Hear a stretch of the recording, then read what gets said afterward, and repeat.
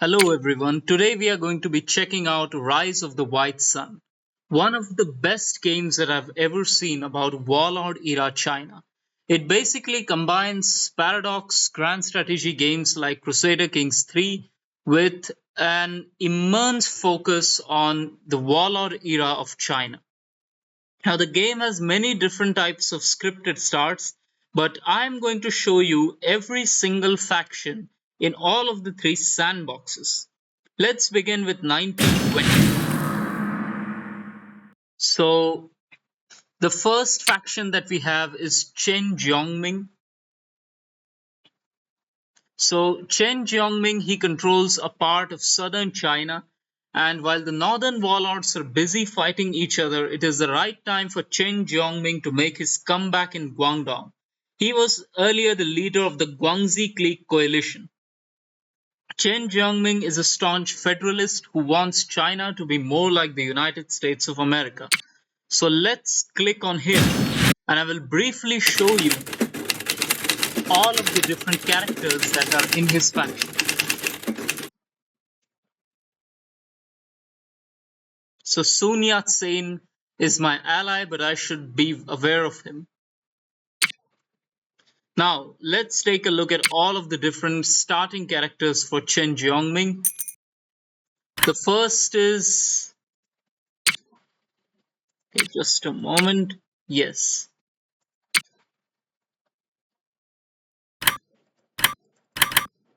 So the first is Chen Jiongming himself. Once allied with Sun Yat-sen, political and personal differences have made them irreconcilable enemies. Based in his headquarters in eastern Guangdong, Jiongming intends to regain control of the entire province to apply his political ideas there. So his roles are political worker, generalissimo, statesman, and theorist. The next character is Zhu Zhongzi. So he trained in Japan. This career soldier has been involved in all sorts of revolutionary battles since 1911. His loyalty to the cause has not gone unnoticed. He yields significant military powers as head of military affairs and chairman of the Guangdong Affairs Committee. The next is Ye Zhu.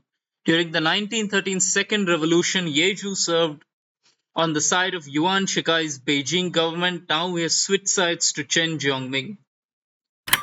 And finally, Deng King, the military man, participated in the 1911 uprising, then fought alongside Chen Jiongming. When in 1917 Sun Yat-sen organized his government in Guangzhou, Deng King went back to serve as a staff officer in the Guangdong army. Currently, he works for the Federalist cause. Now let's take a look at the different characters that can be recruited. The first is Deng Benyin. Deng joined the army as a cook, climbing all the ranks while participating in many fights. Okay, he's a gambler, pragmatic, charismatic, and ambitious. Then we have Hong Zhaolin. This career soldier joined the cause of the revolution and then of Chen Jiongming. Although sympathetic to Sun Yat-sen's cause, he prepares himself to face the Comintern armies, which are the enemies of the Federalists. Then we have Ma Yuhang. This rebellious scholar has campaigned all his life for the end of the monarchy and the advent of the republic. He is a financier. Then we have Zhu Dongai, a famous Guangdong bandit. He joined Chen Jiongming's army in 1919, then Deng Benyin in 1913. Okay, that is not really the focus of the 1920 start. And this is the condition of the game at start.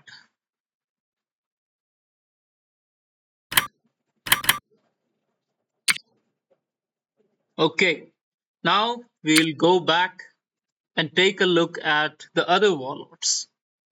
The second is the Kuomintang itself. Exiled in Shanghai, Sun Yat-sen is planning his comeback in Guangdong on the heels of Chen Jiongming's troops. The plan is simple: recreate a new government and launch a northern expedition to unify China. So this is Sun Yat-sen's final attempt at reunifying China under his name. Chen Jiongming will be my military man in this reconquest, but I should be aware of him. Chen behaves more like a warlord.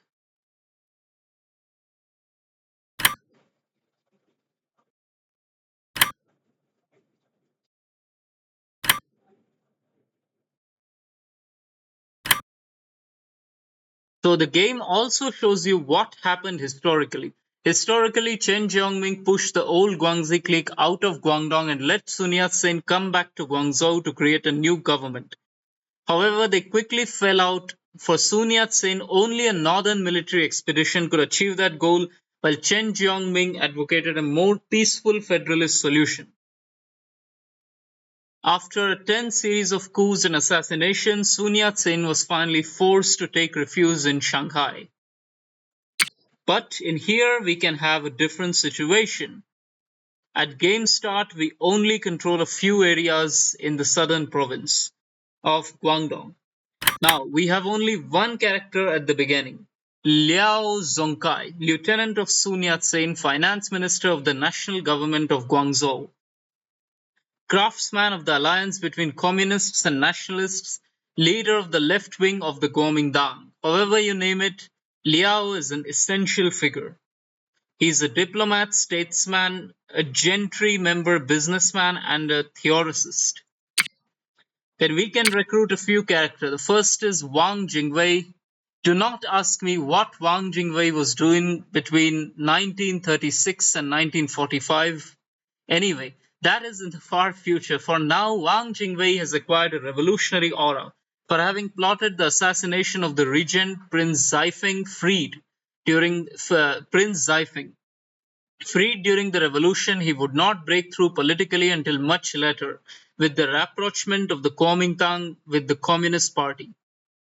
He is one of the heirs of Sun Yat-sen. In this game is extremely flexible. Like you can kill off members of your own faction. Like I can kill off Liao Zongkai and I can make Wang Jingwei the leader of my faction instead. You are playing as the faction, not as a character. And you have complete freedom to achieve your idea of China. Whatever China that you want, you have total freedom to achieve it. That is how this game works. Then the second character that the Guomindang can recruit is Hu Hanmin. He is an early member of Sun Yat-sen's Tongmenghui. He has a long experience as a revolutionary against the Qing. Now a member of the KMT Central Committee, he is a vocal opponent of the cooperation with the communists. So, if you want a right-wing KMT dominated China, then you are completely free to kill off Liao, kill off Wang Jingwei, and then get Hu Hanmin to power. Of course, it will be very difficult, but nobody said Warlord era China is easy. No. This game is extremely difficult. It's not really easy to play this game at all. Another thing that I forgot to mention, whoever owns Beijing in this game, he gets to be the ruler of all of China. That is how this works. So at the moment, the ruler of China is the Zhili clique.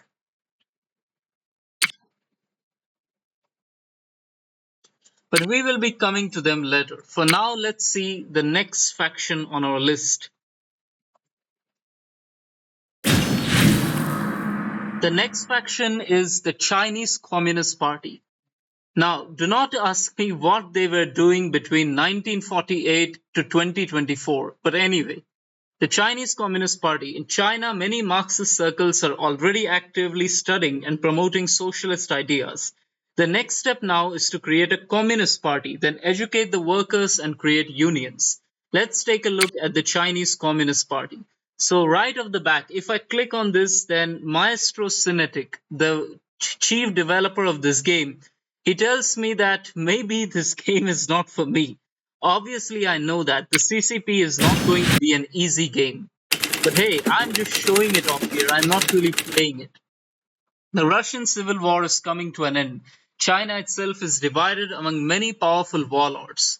Voitinsky, an able Comintern general, has been charged to tour China to spot opportunities. Among his tasks, the organization of a Chinese Communist Party. Let's see. We want to organize a revolutionary proletarian party, comrade. The goal of such a party would be to take the power from the hands of the capitalists and put it in the hands of the workers and peasants, as was done in Russia in 1917.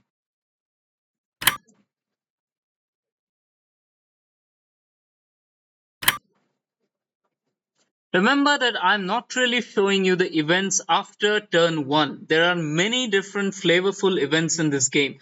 This game is chock full of them. But anyway, in this scenario, we will relive the birth of the Chinese Communist Party. So, in some cases, the game has a more city focused map for important cities instead of a provincial map like the other provinces. That is how this game works. At start, we have only one character, Chen Duxiu. This intellectual and theoretician in revolt against the Mandarin system was arrested and exiled several times. He is one of the prominent figures of the May 4th movement against Japanese imperialism. He studied Marxism with passion before founding with his comrades in Shanghai the Communist Party of China. Political worker theoreticist. Now, coming to their characters. Of course, at any time you can create any random character that you want, but let's look at the normal character. The first is Grigory Voitinsky. Now, let me tell you the good thing about this game. Of course, this is not going to be easy at all. But theoretically, if you get rid of Chen Duxiu, if you get rid of all the others, then you can have a Russian dominated CCP conquering China under Grigory Voitinsky. It will be extremely hard, but it can be done. And if you enter the Discord server for this game, which I've linked in the description below, then you might get a few cheats to play around with the game and see things like this. But anyway, Grigory Voitinsky is a Soviet agent sent to China in the 1920s. He distributed advice and subsidies to the young group who would become the CCP, often in conflict with Borodin over the nature of cooperation between the Guomindang and the CCP. Voitinsky has ended up progressively marginalized without any real power over events, but you can change that. Then we have Yang Mingzai in Shanghai. As a Chinese worker in Siberia, he joined the labor movement and was elected representative of the Chinese workers. Member of the Bolshevik Party, he was selected to study Marxist Leninism at the Eastern Workers' Communist Party in Moscow. He has been sent back to China by the Comintern. Then we have Li Dazhao, often portrayed as the first Marxist of China. He was chief librarian and professor at the Beijing University when the May 4th movement erupted.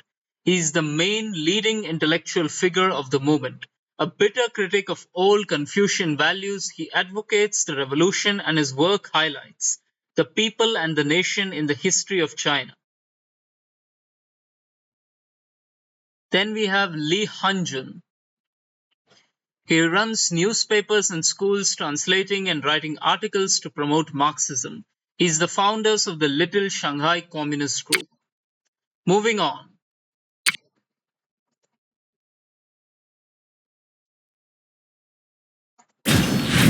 The next faction is a weird country called the Spirit Soldiers. In western Hubei, widespread banditry and soldiers' predations led the peasants to organize their defense on their own. The warlords will soon learn to fear these spirit soldiers, protected from bullets by their magical charms. Now, this is a faction that I can personally support.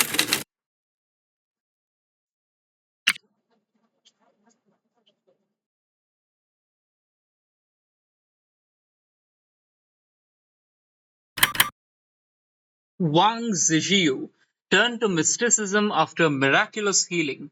After that, he collected funds to enlarge the local temple and renamed it as the Spirit Palace, becoming the temple's prime minister. The congregation grew in fame and spread to other places, marking Wang as a respected figure. When local peasant militia leaders asked for advice to resist the warlord's rapacity, he preached rebellion, promising to help them with charms to protect them against bullets. Interesting. Now, I'm sure that these are not the real portraits of these people. They are extremely obscure figures that you will probably find in some ancient library that was not affected by the Cultural Revolution of 1967.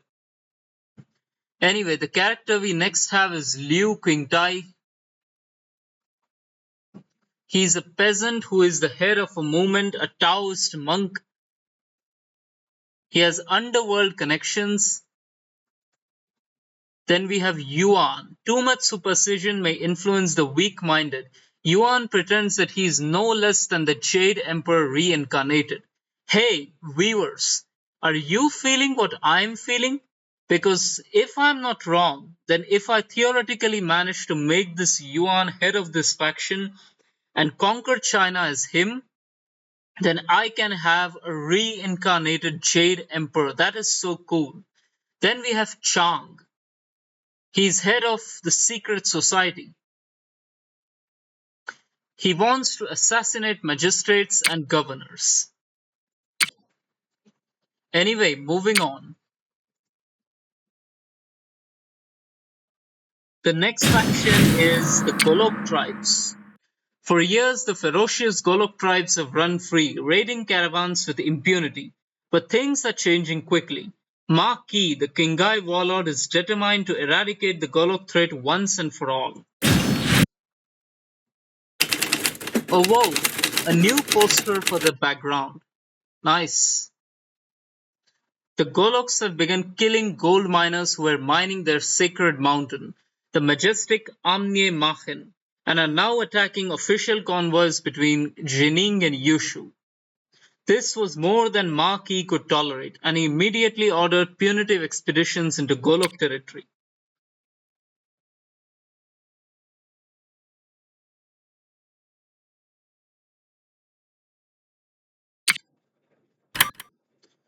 Lude, she is the legendary Golok queen described by travelers. The female chieftain of the Wan Mochang tribe is a personality surrounded by mysteries and legends.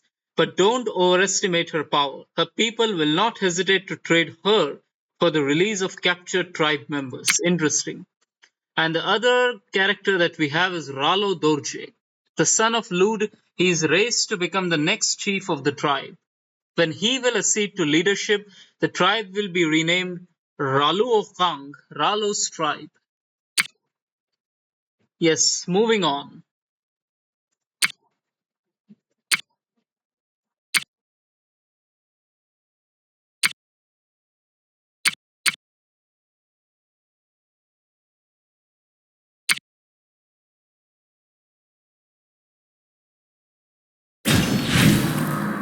The next faction is the Jia Lama.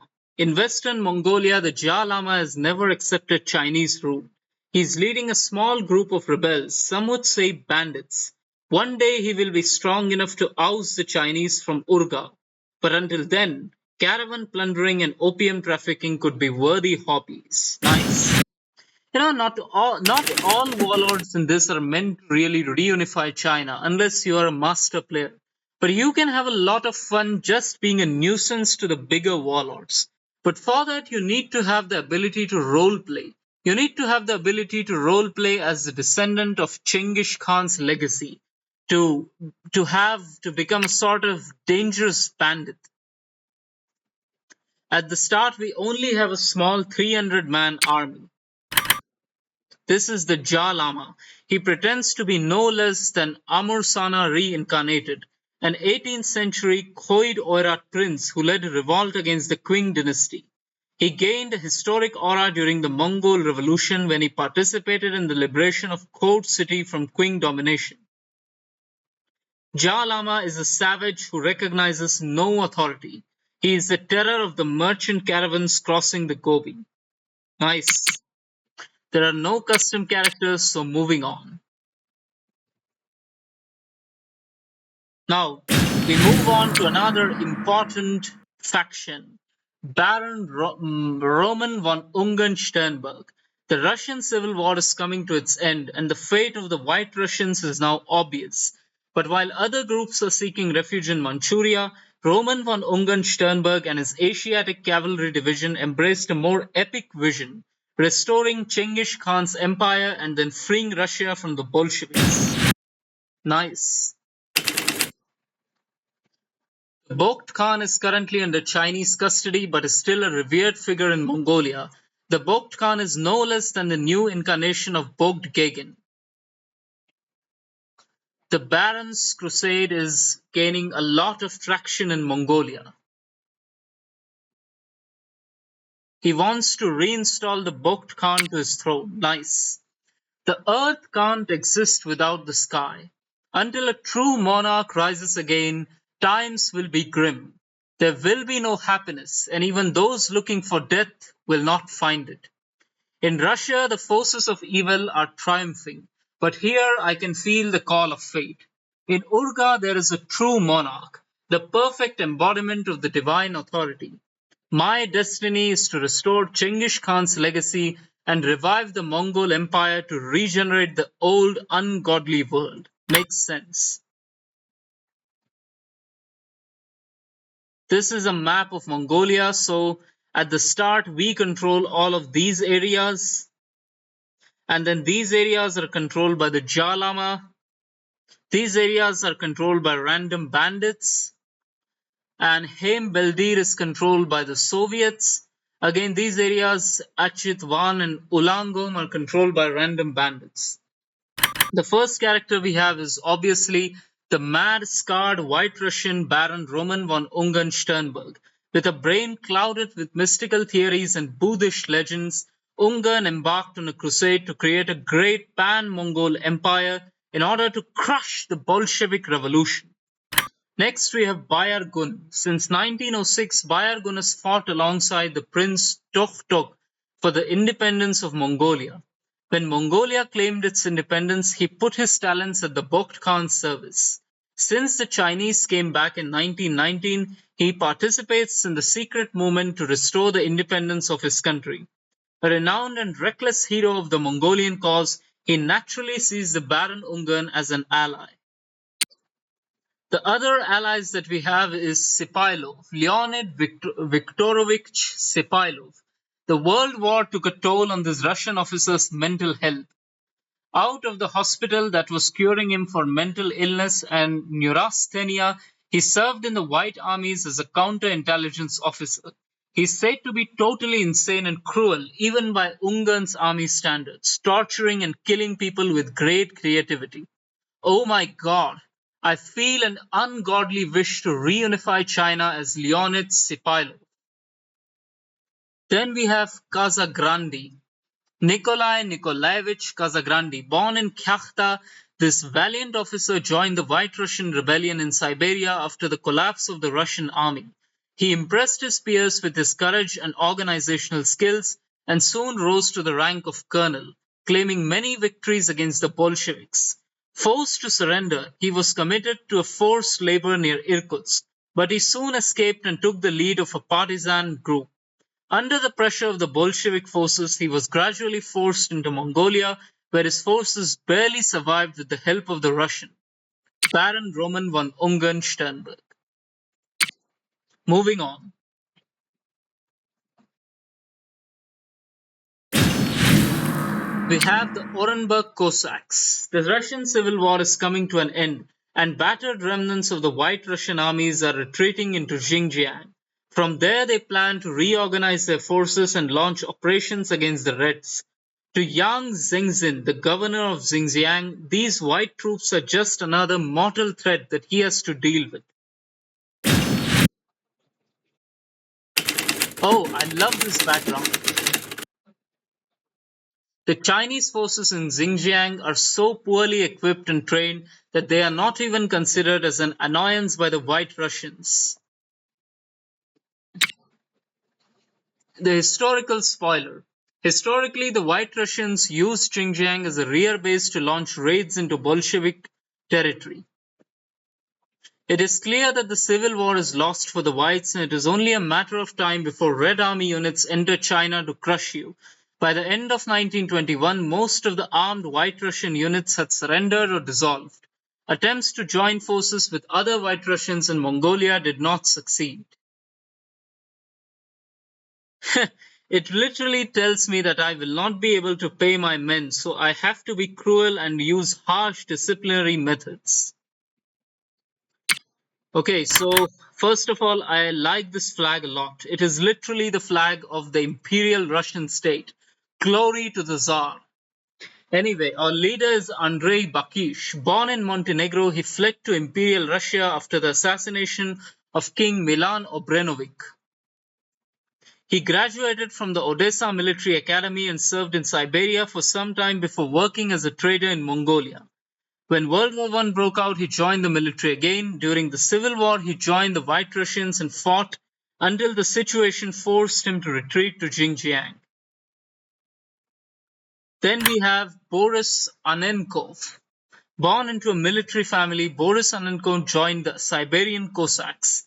Sent to the front during the First World War, he earned several medals for his bravery. Now, on the White Russian side of the Civil War, as elected Ataman of the Siberian Cossacks, he fights the Red troops in the southern Urals and Central Asia. The atrocities committed by the troops under his command disgusted even the most ruthless White Russian commanders. He once executed 300 of his own men who expressed their willingness to leave the fight. He has now crossed the Chinese border. The only recruitable character we have is Alexander Dutov, assistant commander of a Cossack regiment when World War I broke out, head of the All-Russian Cossack Army Union, chairman of the counter-revolutionary All-Russian Cossack Congress, and ataman of the Orenburg Cossacks. He dealt terrible blows to the Bolshevik forces. Finally defeated, he led his troops in a long, starving winter march to Xinjiang. Moving on. The next character that we have is Tibet. The 13th Dalai Lama rejected Chinese tutelage and assumed both spiritual and political leadership of Tibet. His forces pushed back the Chinese troops in Kham, giving him time and tranquility to reform Tibet. His most difficult fight will certainly be against the monasteries who oppose his reforms.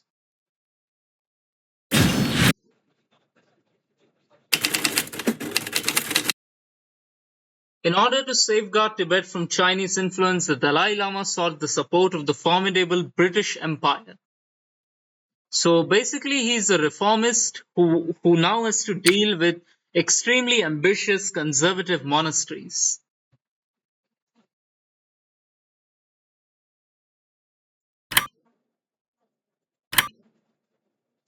Let us see the map of Xinjiang first. I forgot to show it to you before. The White Russians control all this territory. The Chinese control Kashgar. Sorry, the Uyghurs control Kashgar, and the Chinese control Hami, Barkol, and Kargan. No, Kargan is under the Uyghurs.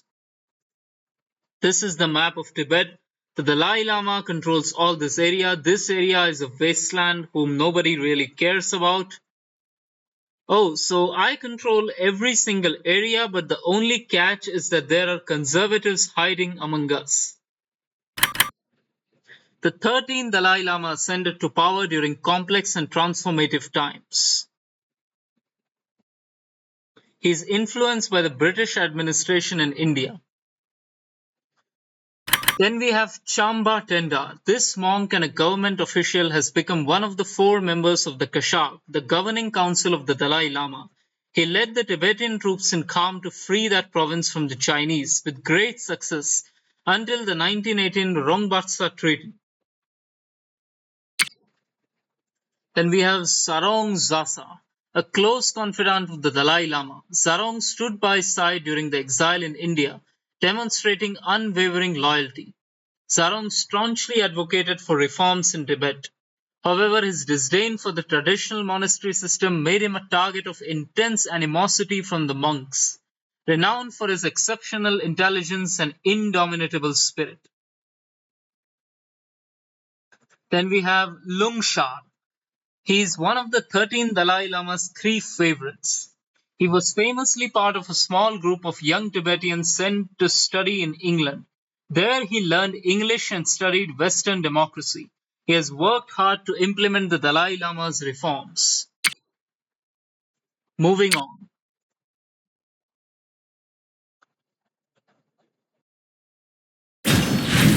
The next faction is the Comintern. The Comintern has sent seasoned agents to help create a Communist Party of China. Even in Mongolia, a small group of rebels. Okay, so this is basically the Mongolian part of the Comintern. The Russian Civil War is coming to an end. Economically and diplomatically isolated, the Soviet Union turns its attention towards Asia. Many White Russian bands have taken refuge and they must be crushed. Mongolia is also a concern. A small group of Mongol rebels have sent a delegation to ask for assistance to regain their independence. Moscow is not yet ready to upset China on Mongolian matters, but the eruption in Mongolia of an important force of White Russians led by the Baron may completely change the story.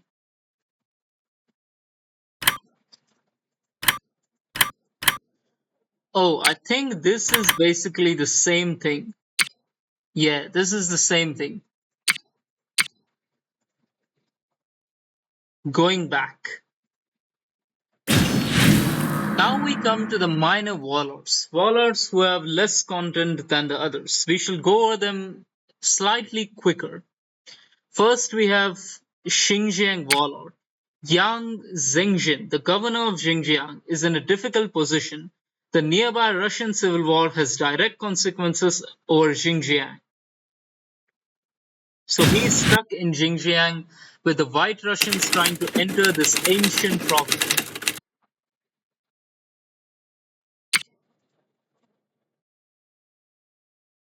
Right at the start, you have a decision. Do you embrace the White Russians or do you kick them out? Let's embrace them.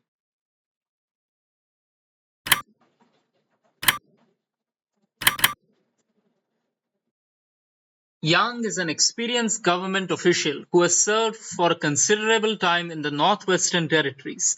He played a crucial role in suppressing a rebellion led by the Gelauhi secret society in Xinjiang during the turmoil of the 1911 revolution, and subsequently assumed the governorship of the province.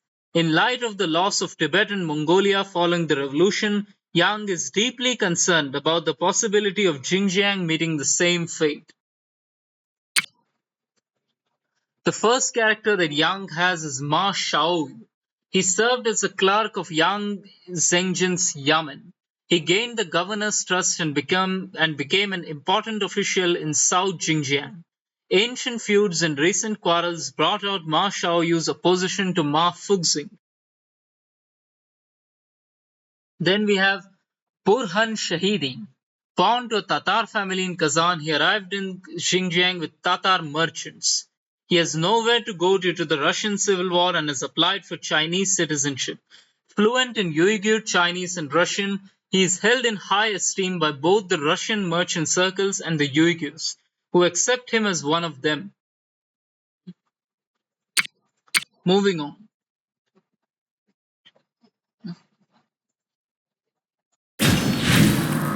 We have the old Guangxi clique. It holds Guangxi and Guangdong, but its coalition is weakening fast. Chen Jiongming, aiming to regain his province, has gathered important forces at the border of Guangdong. Can you destroy Guomindang and Chen Jiongming and restore the authority of old Guangxi clique? That is to be seen. These are basically the original warlords who had taken control of Guangxi when the Qing Empire fell.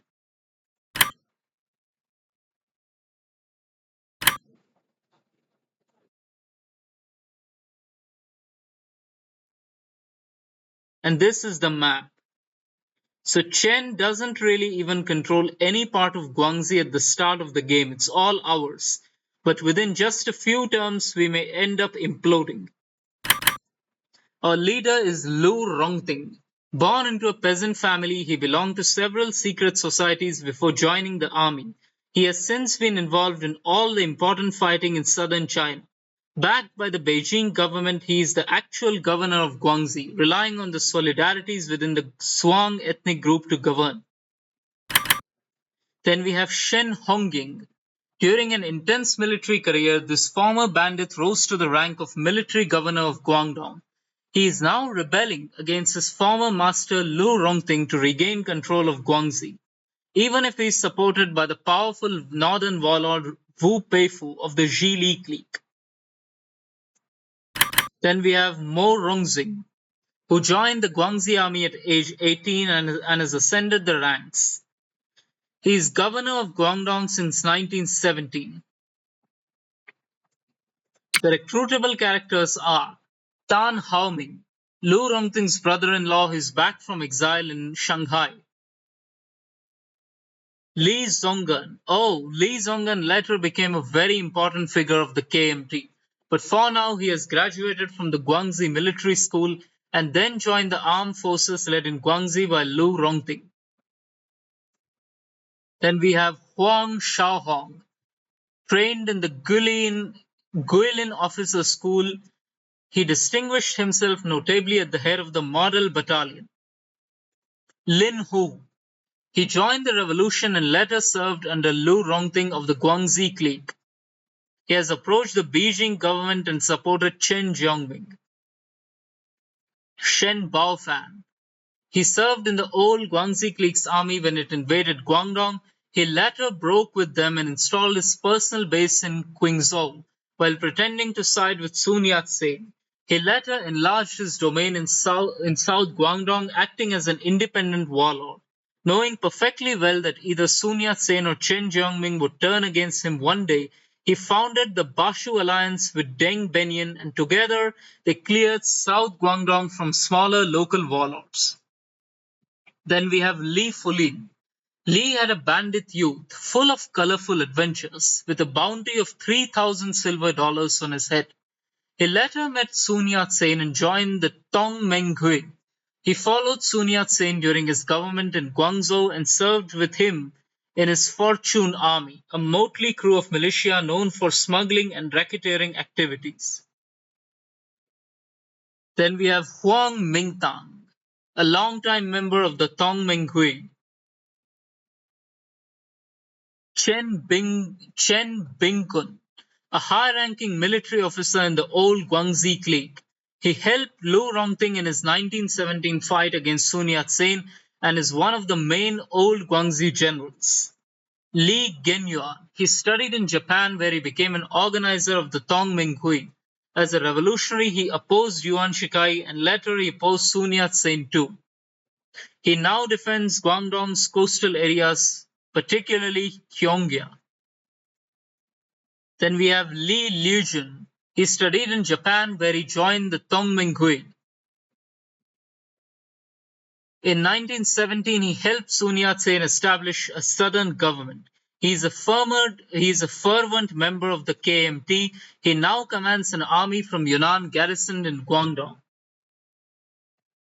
And also, despite these characters being in different factions, you can bribe them at any time. In this game, if you do not use bribery, corruption, and banditry, then you will not win because that's just how Warlord era China was. If you do not bribe people, then it's just impossible to win. The next is Fengtian clique under Zhang Zuolin. He is the powerful, undisputed ruler of northern China and Manchuria.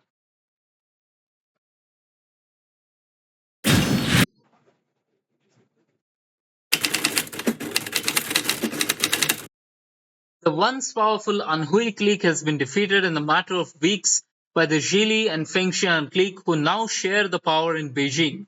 The current equilibrium is not stable.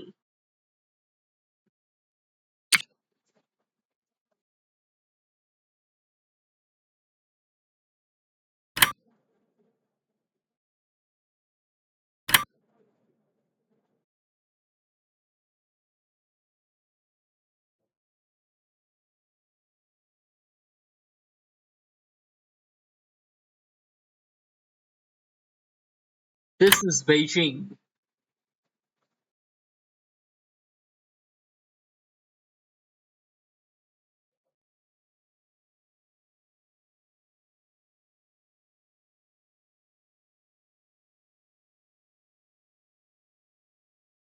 Our character is Zhang Zuolin.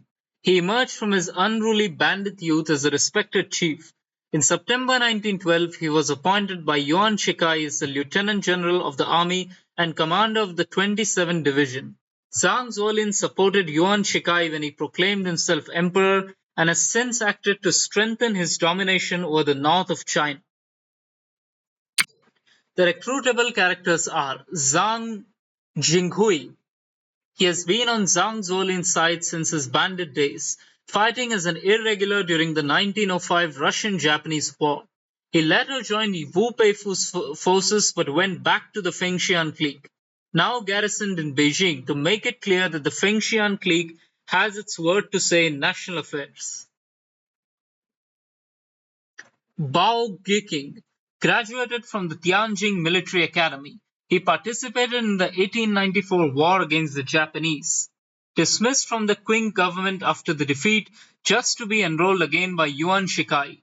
When the revolution broke out, he participated efficiently in the suppression of the revolutionaries in Hubei and later in Anhui during the Second Revolution.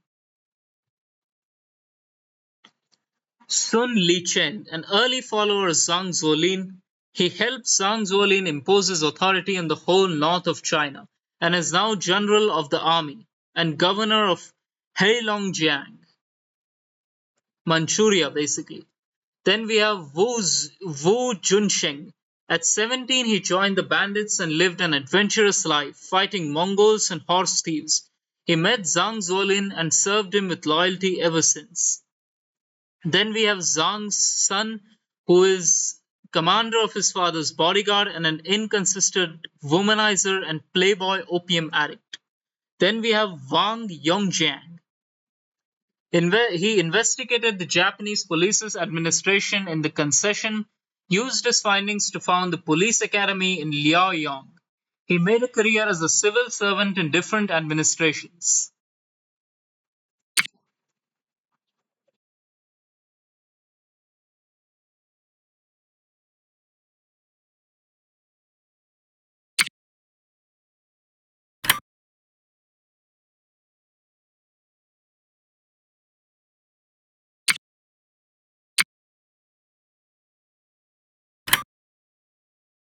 Moving on.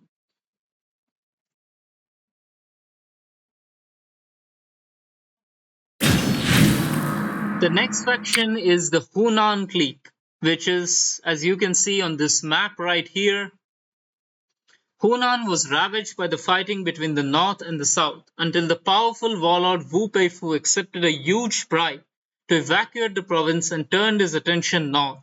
The new governor Tan Yankai has the difficult task of rebuilding the province around federalist values. So he is a supporter of the federalists.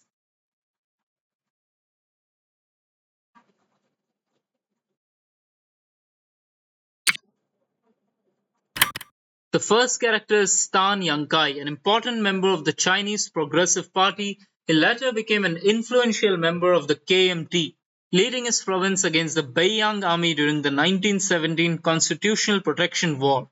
Driven out of Hunan, he joined the Guangzhou government and was made home minister by Sun Yat-sen. He is renowned for his calligraphy and solid appetite. Nice.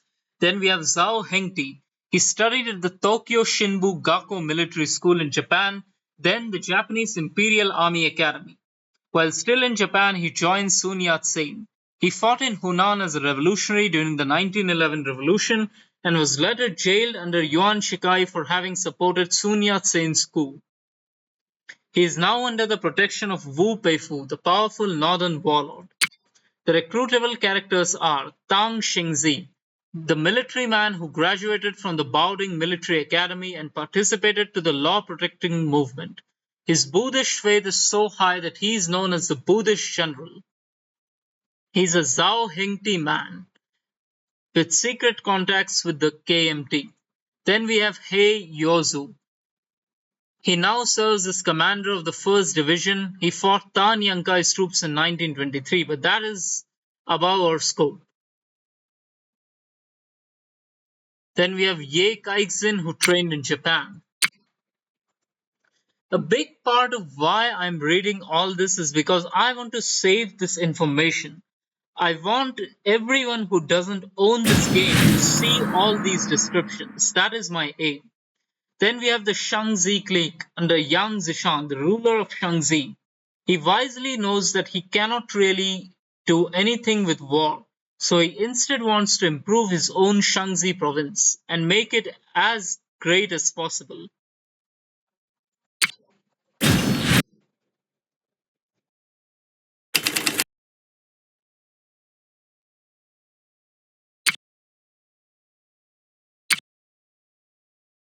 This is Shanxi. We control only a few areas, all the other areas are controlled by bandits. The first is Yang Zishan. He served in the Shanxi army when the 1911 revolution broke out. He joined it on the revolution side, but later he chose to stand by Yuan Shikai, then Duan Kiri. A military defeat in 1919 convinced him to keep away from troubles. This man survived all the way until World War II. That is amazing. Now, our character are H. Kung, studied in a Christian school and was sent to the USA where he graduated from Yale University. Back in Shanxi, he became a respected local political figure in education and business. He made a fortune selling kerosene. During the fighting against Yuan Shikai, he helped Sun Yat-sen gather funds and married one of the Sung family's daughters. He is now helping Yang Zishan in his projects for Shanxi. Zhao Daiwen, a brilliant student in China and later in Japan, one of the most trusted advisors of Yang Zishan. Nan Guizhou graduated from the Tokyo Police Academy. He held various positions in the army. Now the head of police forces in the Shanxi province. He has connections to the underworld. Moving on.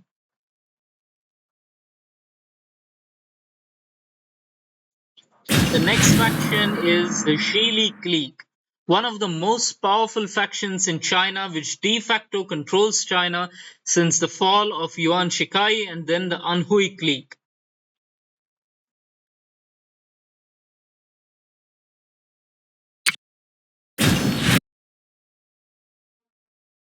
This game will be easy and hard at the same time.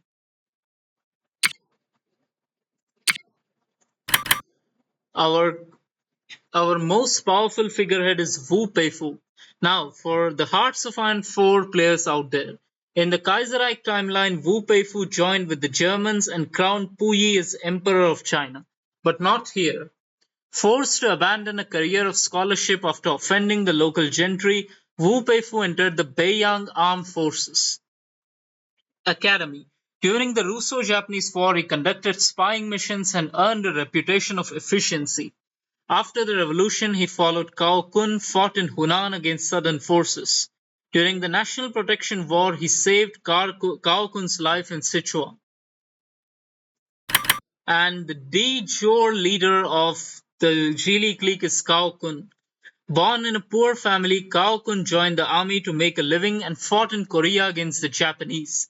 After China's defeat, he joined Yuan Shikai as a battalion commander and participated in the new Beiyang army training. After the deaths of Yuan Shikai, he took the lead of the Zhili clique.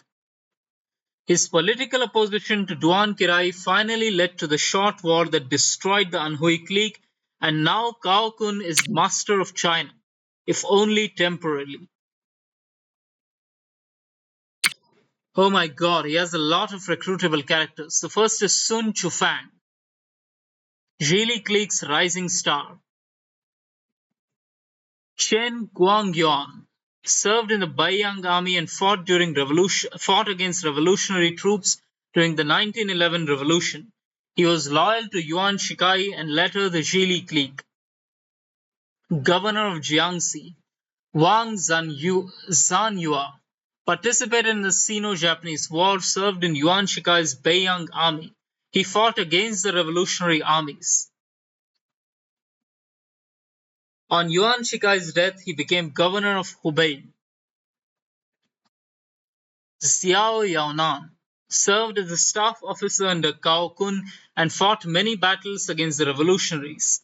His dream is to take the place of Wang Zanhuya, the actual governor of Hubei province. Zhao Ti joined the army to escape the poverty of his peasant family, fought during the Sino-Japanese War, participated in the campaign against the bandit Bai Lang, and became governor of Henan. Feng Yuxiang,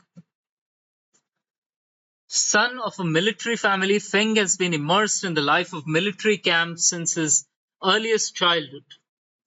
Feng's spirituality has evolved. He gave up opium and embraced the Christian faith. He stood up to the Japanese and applied severe anti-vice policies. So he's a moralist. Then we have Yan Zengxin. He is the new governor of Shanxi, according to Cao Kun.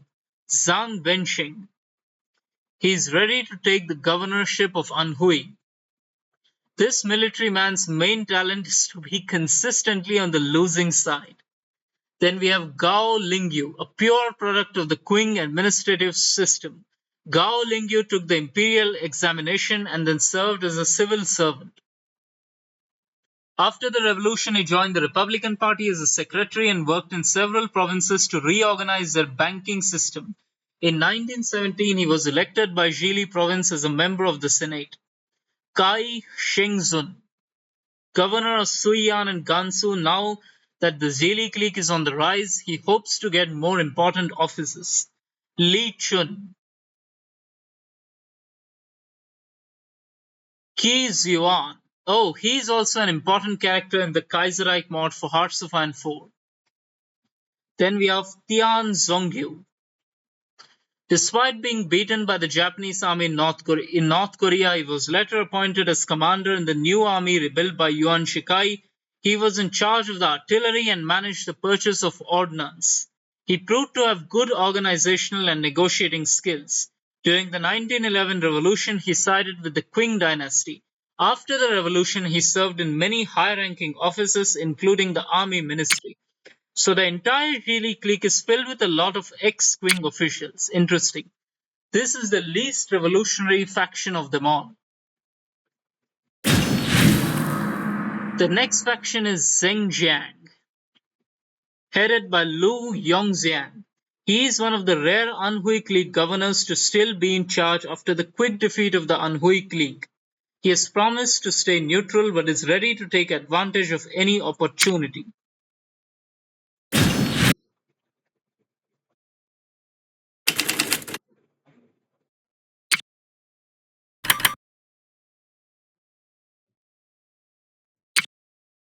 There are no characters, so moving on.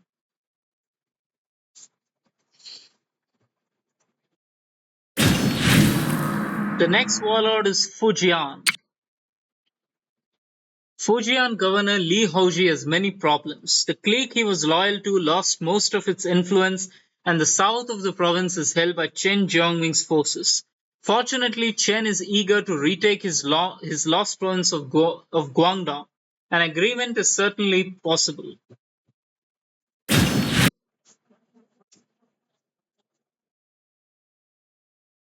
Chen does not see himself as a warlord, but rather as an enlightened statesman influenced by federalist and anarchist ideas. He has turned his South Fujian bastion into a model China, praised even by the foreign press.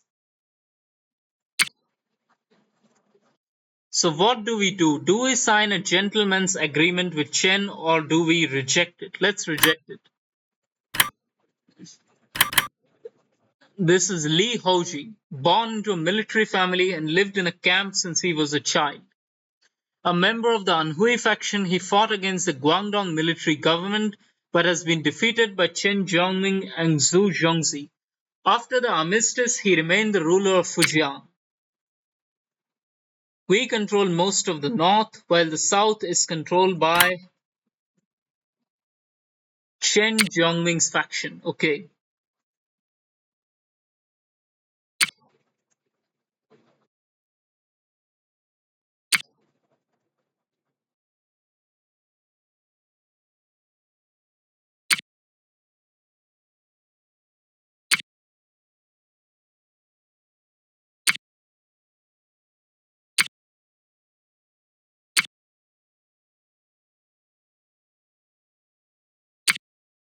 There are no recruitable characters, so moving ahead.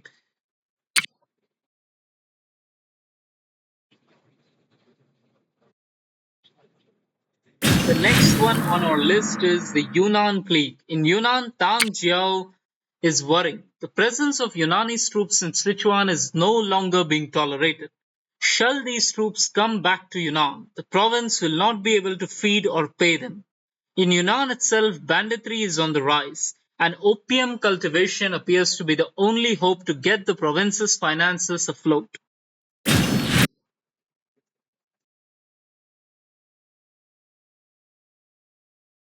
The province of Yunnan is now the theatre of bloody fighting between the Sichuanese factions and foreign armies. If ever the Yunnanese army in Sichuan is beaten, it would flee back to Yunnan and challenge the personal power of Tang Jiao. So Tang must win in Sichuan or else he will lose his own position in Yunnan. Interesting. Tang controls these areas of Sichuan while the others are in the hands of rival warlords. The Sichuan Xiong clique. Our character is Tang Jiao. He gained a revolutionary aura during the fight against Yuan Shikai's imperial ambitions. A longtime supporter of Sun Yat-sen and an eminent member of the KMT, he is now aiming to reclaim his legacy. The huge Yunnanese army is already dispersed in surrounding provinces and difficult to maintain under the rule of one man. Only new conquests can provide the means to keep his army fed and loyal. The characters are Long Yun. TNO players of Hearts of Iron 4. That's right, this is Long Yun. Born in a remote province of Yunnan, this member of the Yi ethnic group embraced her military career, climbing the ranks one by one until becoming one of Tang Jiao's trusted men. Despite his lack of any real scholarly education, he is interested in political and economic policies, helped by his educated wife Li Peilian. Then we have Hu Ruoyu. He participated in the 1911 uprising against the Qing and is now one of the four main officers of the Yunnan clique. Zhang Banghan. He has joined the revolutionary movement and was sent to Vietnam, France, and Belgium to complete his training. Wu Zhejiang. Born into a wealthy family, he led an armed force to fight over water rights. Tang's pragmatism led him to seek an alliance with Wu. It is told that the two men are now sworn brothers. He currently operates in the northeast of Vietnam and is an opium addict gambler, cunning, charismatic, strategist, opportunist. Nice. Moving on to the next faction.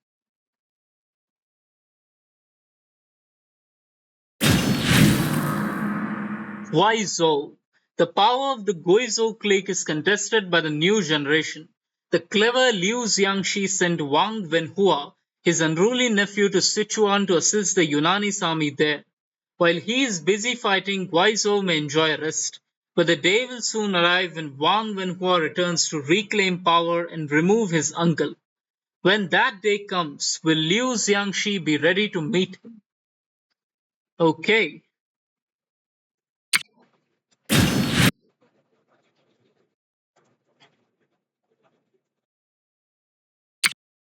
this is Guizhou. We completely control it except for some areas which are under the control of the new culture Guizhou clique under Wang Wenhua, my nephew. Okay. And he is fighting in Sichuan over here. His troops control Chongqing.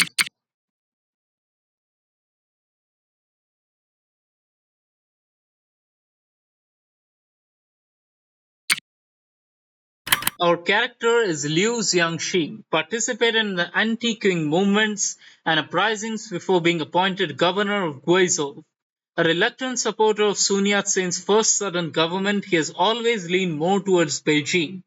He developed the Guizhou's army but placed it in the hands of his nephew, who challenges the old generation with modern ideas and a revolutionary stance. Our only recruitable character is Yang Zengxin, a career officer Yuan supported by the Beijing government took over Guizhou by ousting Lu Tao, the previous governor. Later expelled by Yunnanese troops, he fled to Sichuan where he got involved in local conflicts. Back in Guizhou as military governor of the province, with the blessings of the Beijing government, he made peace with his powerful Yunnanese neighbor. But as a true troublemaker, he could not resist the call of the messy Sichuanese civil war and joined the fight. Moving on.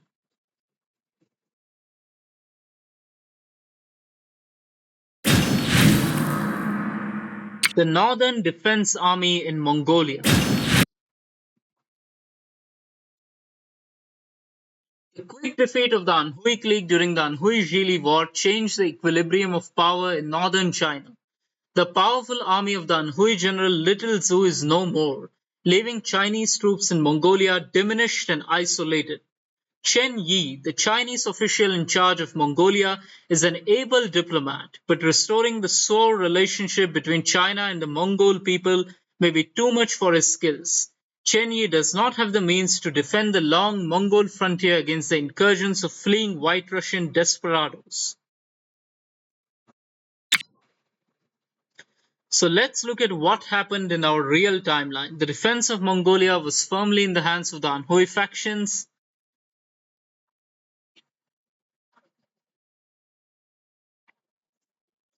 So in real life, they lost. The Mad Baron and the Red Russians destroyed the Northern Protection Army. Let's take a look at the condition in Mongolia. We control some areas, the Mad Baron controls other areas, and the Communists control the north. Chen Yi, a student and official under King China, he's still serving under the Republic. Counselor of Mongolian and Tibetan Affairs Bureau, now appointed as the Northwest Frontier Defense Commander. There are no recruitable factions, so returning back to the main menu. The next faction is the Ma clique. Ma Qi, leader of an influential Gansu family, has decided to turn the Qinghai province into his personal fiefdom. The fierce Golok tribes did not accept his rule and have started looting and raiding.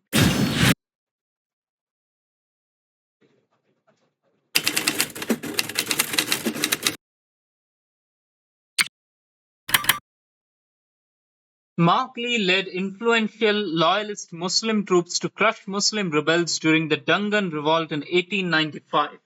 During the Boxer Rebellion, he served in Dong Fujian's Gansu Braves and fought against the invading Eight-Nation Alliance. In a rivalry with the allied Ma Anliang family, he is maneuvering to gain preeminence in Gansu and Qinghai, where he carved out his own fiefdom. His appetite for taxes has led to revolts. The characters are Ma Lin, son of Ma Haiyan. Ma Lin served in his father's armies in his youth, making money by selling fur and local products. When the 1911 revolution broke out, he once again joined his father to suppress the revolutionaries. Today, he is an influential commander of the Gansu armies and a devout Muslim. Ma Wanfu, a Muslim imam, went back from his Mecca pilgrimage with new ideas. He founded the Yihan Wei movement, practicing through authentic texts and rituals brought from Arabia, and opposed the many Sufi groups of Gansu. Ma Wanfu's programs for reforming Islam in China were perceived as direct attacks against the customs of Chinese Muslims in the northwest, thus alienating powerful Gansu leaders like Ma Anliang. He is forced to live and work undercover and has sought protection from Ma Qi. Okay, so theoretically, if you conquer China's Ma Wanfu, then you can form the Islamic State of China. That is very interesting.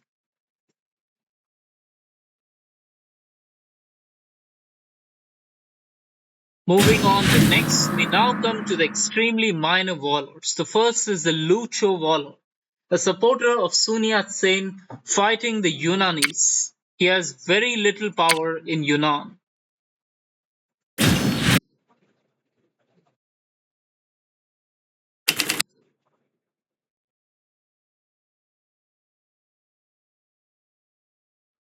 Basically, this man is stuck in Sichuan.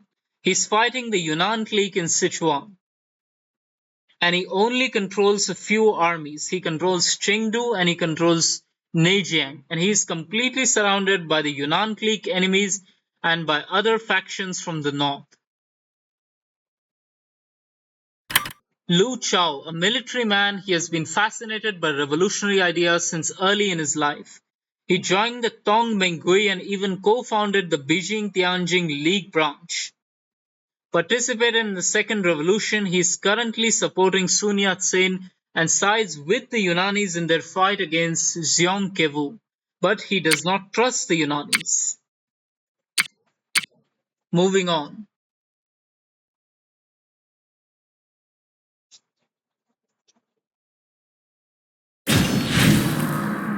Wu Tongren. Okay, since these are minor factions, I'm not going to be reading them. I'm going to do it in fast forward mode now.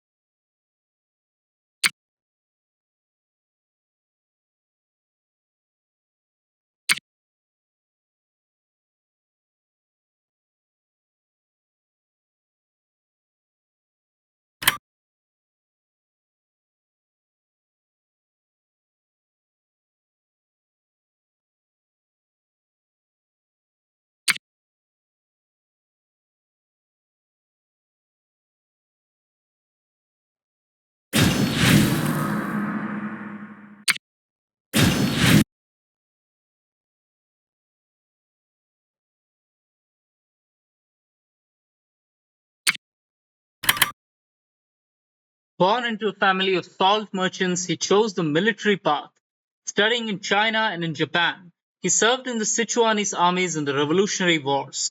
Since Kai Yi's death, he actively participates in the Sichuanese power struggle and has just accepted to join forces with his longtime foe Xiong Kevu to oust the Yunanis armies from Sichuan.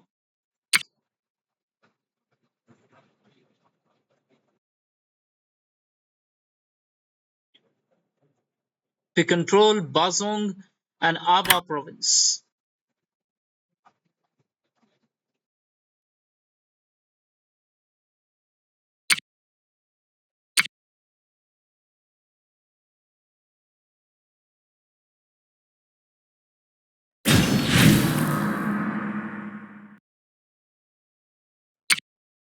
Guizhou new culture. Oh, I've already read the description of this character. He's a nephew. Moving on to Kong Fanjing, the governor of Gansu, backed the wrong group during the tense power struggles for dominance in China.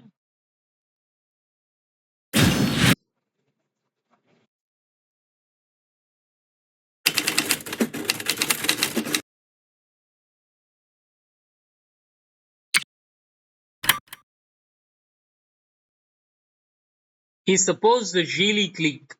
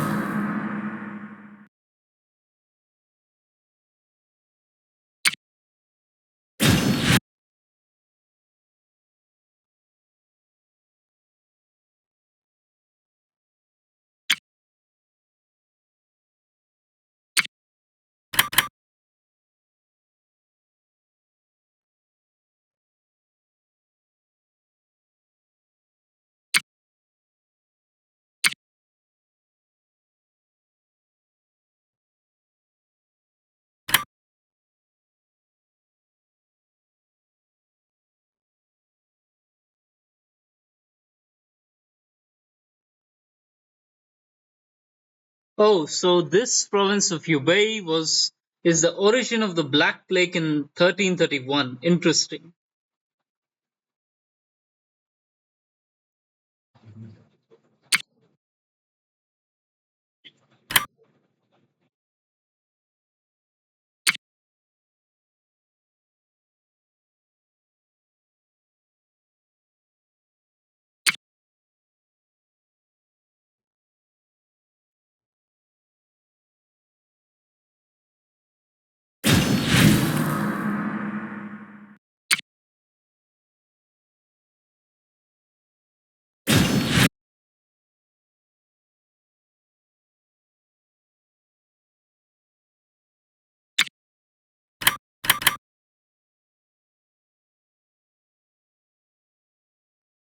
This man is a Sichuanese particularist. Interesting.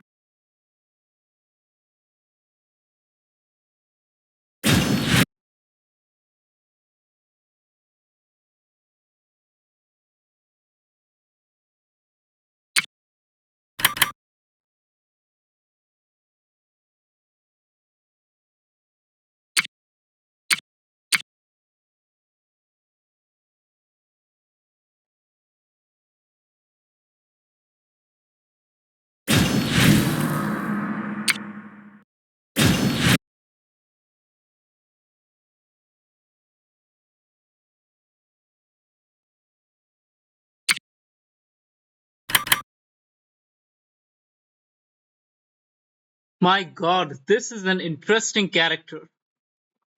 Often drunk, he widely uses punishments such as amputating fingers and, oh my god, he pretends to be the Pasha of Kashgar.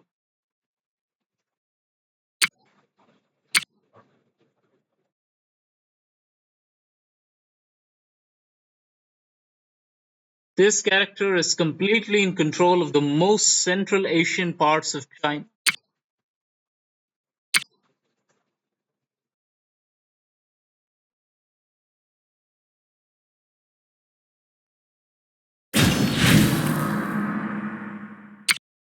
Then we have the Kumul Khanate.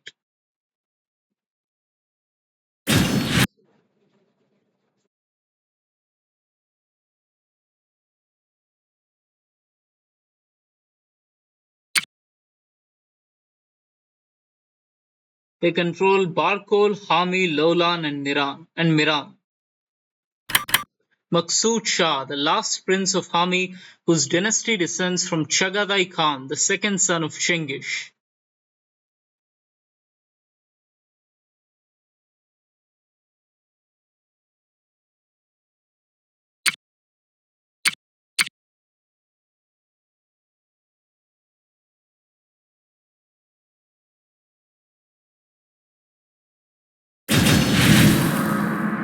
And finally, the last warlord, Chen Jiongming.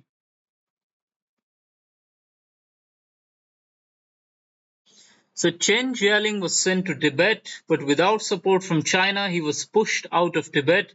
And now even the nearby Sichuan warlords are not supporting him, so he's basically stuck.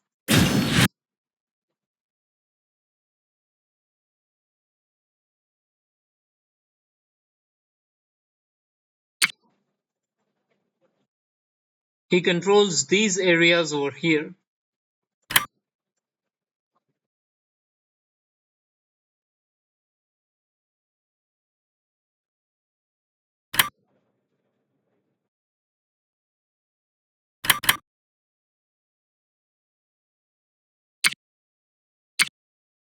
And that's it for the Warlords, my friends. The link to this game and the link to its Discord server is down in the description. Please have a look at it, and sometime in the future, I might cover the other sandboxes. It contains a lot of interesting factions like Wang Jingwei, and we even have Mao. Now, I know that some of you might want to look at Mao and Wang, so I will make this one concession and go over their descriptions here. Let's see Mao.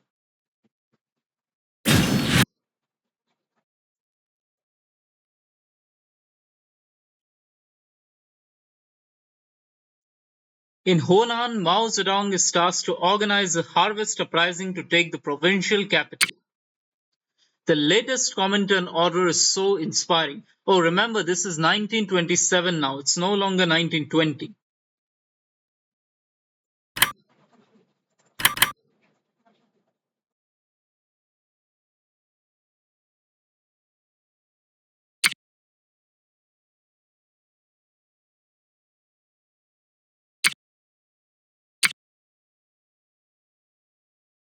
And now for Wang Jingwei, and then I will end this video.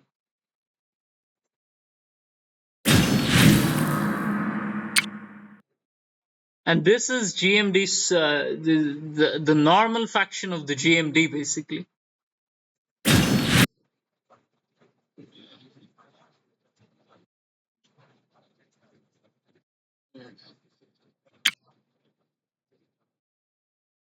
The GMD controls all of these areas, and Mao has some power in Hunan.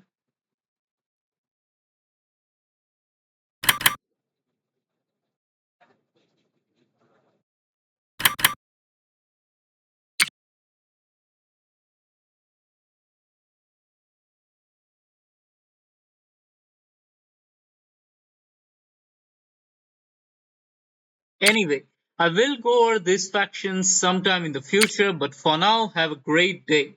And do check out this game. It is very fun. Especially if you are a lover of Chinese history, then you must have this game. You don't really have a choice. You will enjoy this game so much, it's unbelievable.